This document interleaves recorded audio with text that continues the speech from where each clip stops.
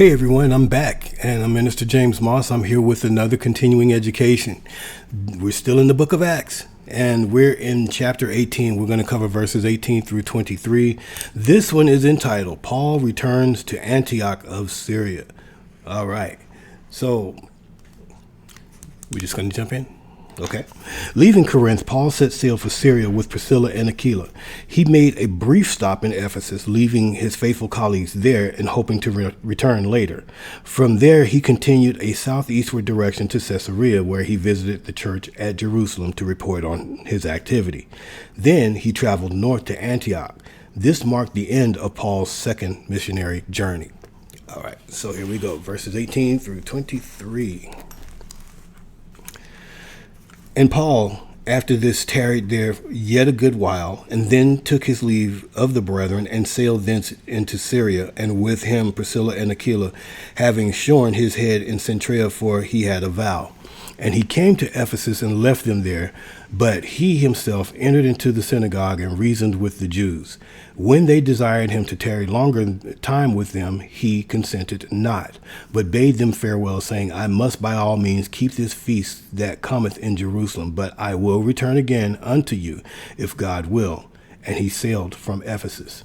And when he had landed at Caesarea and gone up and saluted the church, he went down to Antioch.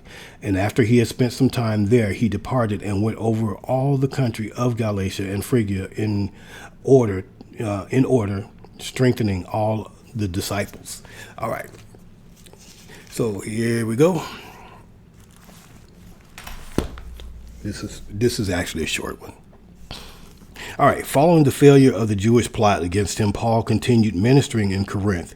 The vow Paul took in Cenchrea may have been a temporary Nazirite vow, which would end with shaving the head and offering the hair as a sacrifice. Or it could have been a personal vow of thanksgiving offered in light of God's providential protection while in Corinth. Paul, Priscilla, and Aquila then sailed for the coast of Syria and Paul's sending church. Verses 19 and 20. Arriving at Ephesus, the missionary team disembarked. Paul paid a quick visit to the Jewish synagogue, but Priscilla and Aquila settled in Ephesus. Though the Jews were receptive to Paul's message, he apparently felt a pressing need to return to Antioch. A few ancient manuscripts imply that Paul was also eager to arrive at Jerusalem in time to celebrate the feast of the Passover. If this is accurate, Paul probably wanted to take advantage of the evangelistic opportunities presented by such a gathering of devout Jews. He promised to return to them, God willing. Verse 22, with the 500-mile voyage from Ephesus completed, Paul went to Jerusalem, then to Antioch. Having been away from Antioch of Syria for some 2 years, Paul had much good news to report to his fellow believers. This verse marks the end of Paul's second missionary journey. In verse 23, this verse marks the beginning of Paul's third missionary journey, which lasted from AD 53 to 57. Leaving the church at Antioch, Paul headed toward Ephesus, but along the way, he revisited the churches in Galatia and Phrygia. The heart of this trip was a lengthy stay in Ephesus. Before returning to Jerusalem, Paul also visited believers in Macedonia and Greece. As Paul set out, one of his priorities was helping the believers to grow. Such was Paul's regular practice, to keep checking up on those he had led to Christ and the churches he had founded.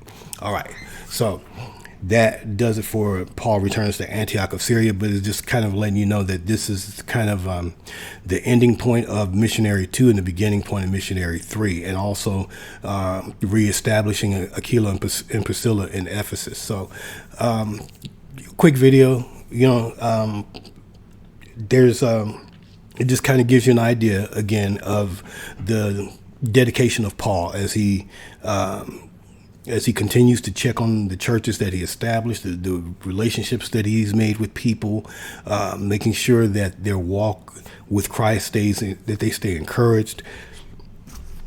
A lot going on with Paul. All right. So until next time, God bless you. God keep you. Thank you for your support of Aleph to Omega and all that we're doing to try to further the gospel, and continue to share that information with family, friends, even enemies. All right. Everybody needs to know God loves them. God bless you. God keep you. And by all means, remember, keep studying.